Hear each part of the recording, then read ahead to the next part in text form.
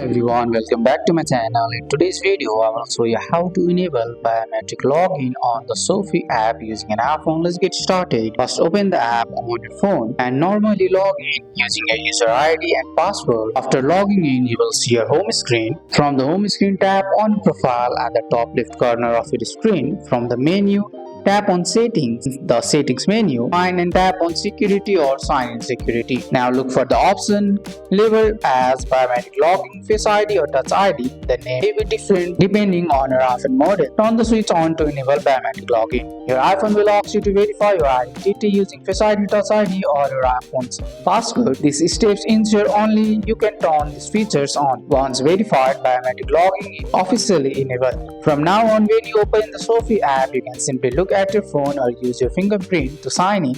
No need to type your password each time. And that's it. You have successfully enabled biometric login on SoFi app using an iPhone. That's all for today's video, guys. I hope you guys liked this video. If you found this video helpful, drop a like, subscribe for more videos. Thanks for watching. See you in the next one.